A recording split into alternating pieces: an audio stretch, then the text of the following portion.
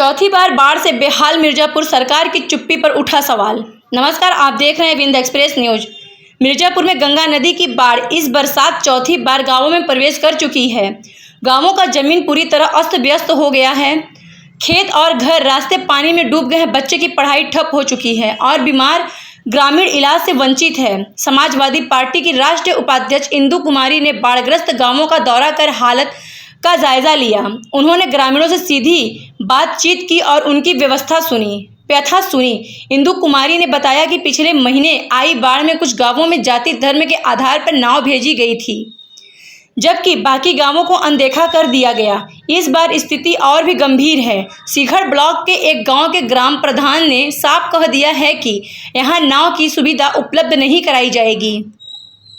इंदु कुमारी ने इसे ग्रामीणों के साथ सीधा अन्याय और भेदभाव करार दिया। उन्होंने सवाल उठाया कि जब लोगों की जान पर बन आई है तो प्रशासन और जिम्मेदार अधिकारी मौन क्यों हैं। उन्होंने जिला प्रशासन और डीएम से मांग की कि ग्रामीणों के लिए नाव सेवा, राहत सामग्री और दवाइयों की व्यवस्था की जाए। मैं इंदु कुमारी समाजवादी पार्टी की राष्ट्रीय उपाध्यक्ष हूँ। पिछले कई दिनों से मिर्जापुर गांव का दौरा किया। मैं एक ऐसे गांव में आई हूँ, यहाँ भी बाढ़ का पानी काफ़ी तेज़ी से बढ़ा है और पिछली बार की तरह इस बार भी बहुत तेज़ है पानी। मैं ग्रामवासियों से मिली, इनके दुख सुख को जाना, क्या स्थिति है, परिस्थिति को हमने जानने की कोशिश की। यहाँ पे ये पाया गया कि इस गांव में जो मिर्जापुर के अंतर्गत आता है, इस गांव में जो जनप्रतिनिधि जो चुने गए हैं ग्राम प्रधान, उन्होंने पहले ही हिदायत दे दिया है कि इस गांव में इस बार नाव नहीं चलाया जाएगा, जिससे ग्रामवासी बहुत ज़्यादा हताश हैं, दुखी हैं, चिंतित हैं। इनको लग रहा है कि अब अगर किसी भी तरह का समस्या आया इनके सामने तो ये अपनी समस्याओं का निदान कैसे करेंगे। मैं आपसे, मैं डीएम से, मैं सभी पदाधिकारी जो इस समय वर्तमान में मौजूद हैं, मैं उनसे आग्रह करती हूं कि कृपया मेरी बातों पे ध्यान दें। ग्रामवासी काफ़ी तकलीफ़ में हैं और यहाँ पे जितने भी रास्ते हैं आवागमन के, सारे बाढ़ के पानी से प्रभावित हो गए हैं, बंद हो गए हैं, जिससे ग्रामवासी अब कहीं भी आ जा नहीं सकते हैं। और जिस तरह से प्रधान ने बयानबाजी की है, प्रधान को इस गांव में भी नाव की सुविधा देनी होगी। यह मेरी आग्रह है, आप सबसे अपील है, कृपया जितने भी बाढ़ क्षेत्र गांव हैं उस पर ध्यान दें, किसी भी तरह से दुर्घटना ना होने पाए।